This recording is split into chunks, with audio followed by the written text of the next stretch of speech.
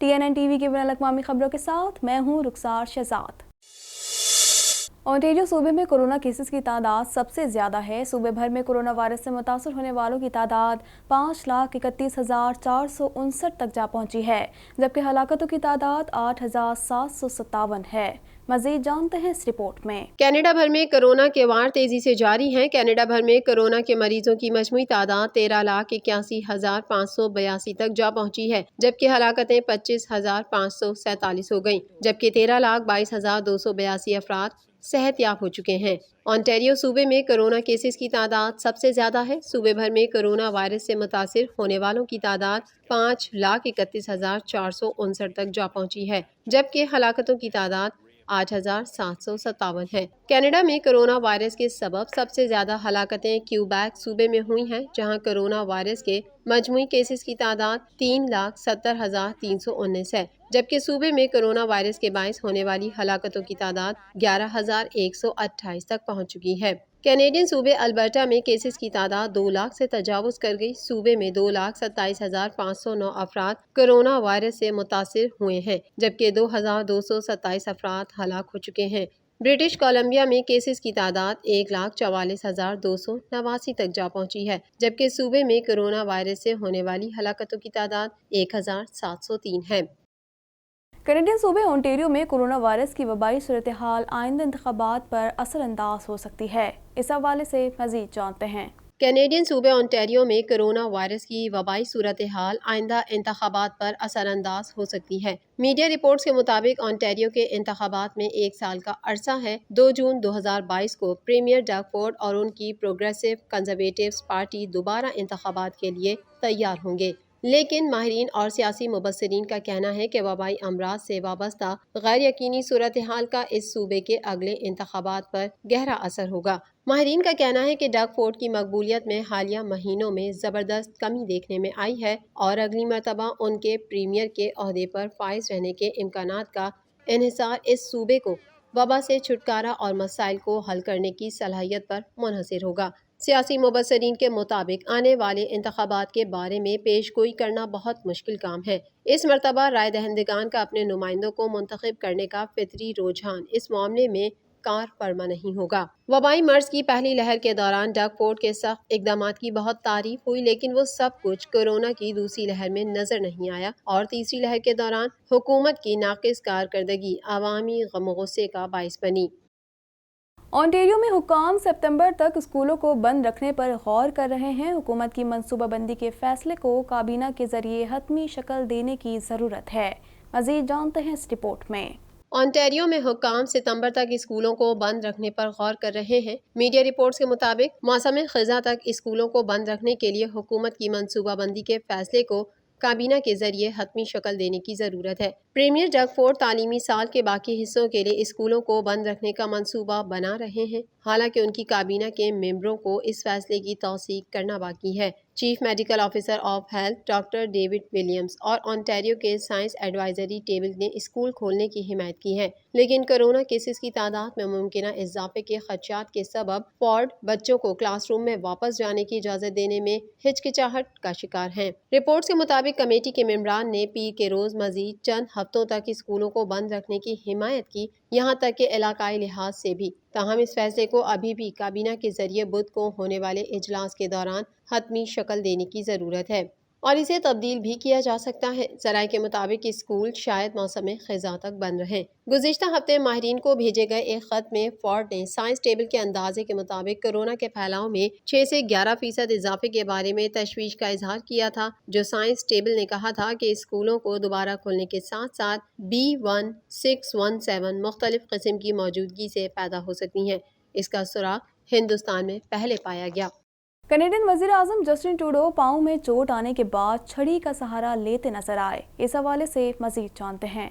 Canadian وزیر اعظم Justin Trudeau پاؤں میں چوٹ آنے کے بعد چھڑی کا سہارا لیتے نظر آئے۔ گزشتہ ویکینڈ ٹروڈو کے لیے سیر و تفریح کا نہیں بلکہ تکلیف دہ رہا۔ ٹروڈو اس ہفتے کے آخر میں اپنے اہل خانہ کے ساتھ خوشگوار وقت گزار رہے تھے۔ وہ اپنی چھٹیوں سے لطف اندوز ہو رہے تھے۔ انہوں نے بچوں کے ساتھ فرس بھی کھیلا اور ہوا یہ کہ کھیل کے دوران ان کا پاؤں مڑ گیا، جس سے ان کی ٹخنے میں موچ آ گئی، جس سے ان کے لیے چلنا تکلیف دہ ہو گیا اور فی الحال چلنے پھرنے کے لیے انہیں چھڑی کے سہارے کی ضرورت ہے۔ وزیر اعظم کو پیر کے روز سیاہ فام تاجروں کے لیے وفاقی قرضوں کا اعلان کرنے کے لیے ایک پروگرام میں شرکت کرنا تھی۔ اس پروگرام میں شریک ہونے کے لیے وہ چھڑی کے سہارے چلتے ہوئے آئے۔ ترجمان ایلیکس ویلسٹیڈ نے بتایا کہ ہفتے کے آخر میں ٹروڈو اپنے بچوں کے ساتھ گھر میں فرش بھی کھیل رہے تھے اور کھیل کے دوران یکلخت ہی ان کا ٹخنا مڑ گیا۔ فی الحال یہ بتایا نہیں جا سکتا کہ موچ کی شدت کس حد تک ہے یا کہ وزیر اعظم کو چھڑی کے استعمال کی ضرورت کب تک رہے گی۔ اس بارے میں کوئی بات سامنے نہیں آئی ہے۔ تاہم ویلسٹیڈ کا کہنا ہے کہ وزیر اعظم پہلے کے مقابلے میں اب خاصا بہتر محسوس کر رہے ہیں اور ڈاکٹر کی ہدایات پر عمل پیرا ہیں۔ ٹروڈو، جنہوں نے 2015 میں کینیڈا کے اب تک کے دوسرے کم عمر وزیر اعظم کے طور پر حلف اٹھایا تھا، کرسمس کو انہوں نے اپنی 50ویں سالگرہ منائی تھی۔ افغانستان میں تقریباً 2 دہائیوں تک جنگ کے بعد امریکی افواج انخلا کے آخری مرحلے میں ہے۔ افغانستان سے امریکی فوج کے انخلا کا تقریباً نصف کام مکمل ہو گیا ہے۔ مزید تفصیلات اس رپورٹ میں۔ افغانستان میں تقریباً 2 دہائیوں تک جنگ کے بعد امریکی افواج انخلا کے آخری مرحلے میں ہے۔ افغانستان سے امریکی فوج کے انخلا کا تقریباً نصف کام مکمل ہو گیا ہے۔ غیر ملکی میڈیا رپورٹ کے مطابق امریکہ آئندہ 20 دنوں میں افغانستان کی Bagram air base Afghan forces کے حوالے کرنا شروع کر دے گا، جس کی تصدیق امریکی عہدیدار نے کر دی ہے۔ امریکی سینٹرل کمانڈ کا کہنا ہے کہ اب تک 6 فوجی تنصیبات افغان سیکیورٹی فورسز کے حوالے کی جا چکی ہیں۔ آئندہ ہفتوں میں مزید فوجی اڈے افغان فورسز کو سونپ دیے جائیں گے۔ امریکی سینٹرل کمانڈ کے مطابق فوجی اثاثے افغان نیشنل ڈیفنس کے حوالے کیے جائیں گے، جو اپنے ملک کے استحکام اور سلامتی کے لیے کام کر رہے ہیں۔ تاہم ایئر بیس کی حوالگی کی حتمی تاریخ کے بارے میں انہوں نے کچھ نہیں کہا۔ بگرام ایئر بیس امریکی اور نیٹو افواج کے زیر استعمال رہنے والا سب سے بڑا فوجی اڈہ ہے۔ بگرام ایئر بیس 1980 کی دہائی میں سابق سوویت یونین نے تعمیر کی تھی۔ یاد رہے کہ رواں سال اپریل میں صدر جو بائیڈن نے افغانستان سے امریکی فوج کے انخلا کے لیے 11 ستمبر کا ہدف مقرر کیا تھا۔ اس دوران افغانستان میں مقیم 2500 امریکی فوجیوں اور 16,000 کے قریب سویلین کنٹریکٹرز کو ملک سے باہر نکالنا ہے، تاکہ امریکی فوج کو 2 دہائیوں پر مشتمل اس جنگ سے نکالا جا سکے۔ امریکہ میں 1921 کی نسل کشی کے 100 سال مکمل ہونے پر صدر بائیڈن ٹلسا جا پہنچے۔ جو بائیڈن نے گرین ووڈ کلچر سینٹر کا دورہ بھی کیا۔ مزید جانتے ہیں اس رپورٹ میں۔ امریکہ میں 1921 کی نسل کشی کے 100 سال مکمل ہونے پر صدر بائیڈن ٹلسا جا پہنچے۔ جو بائیڈن نے گرین ووڈ کلچر سینٹر کا دورہ بھی کیا۔ اس موقع پر جو بائیڈن نے کہا کہ ٹلسا واقعے کی سچائی کو تسلیم کرنے والا پہلا امریکی صدر ہوں۔ 1921 میں افریقی امریکیوں کی نسل کشی پر خاموشی کو توڑا۔ امریکی صدر کا کہنا تھا کہ نفرت کو کبھی شکست نہیں دی گئی، صرف اسے چھپایا گیا۔ امریکہ میں نسلی تفریق کو ختم کرنے کے لیے اقدامات کریں گے۔ بائیڈن اوکلاہوما میں سفید فام افراد کے ہاتھوں سینکڑوں سیاہ فام امریکیوں کے قتل عام کے مقام کا دورہ کرنے والے پہلے امریکی صدر ہیں۔ صدر بائیڈن کو نسل کشی کے واقعے سے متعلق تصاویر اور مضامین بھی دکھائے گئے۔ دنیا بھر میں گزشتہ 24 گھنٹوں کے دوران کورونا وائرس کے 4.5 لاکھ سے زائد نئے کیسز سامنے آئے ہیں، جبکہ 10,500 سے زائد کورونا مریض موت کے منہ میں پہنچ گئے۔ مزید جانتے ہیں اس رپورٹ میں۔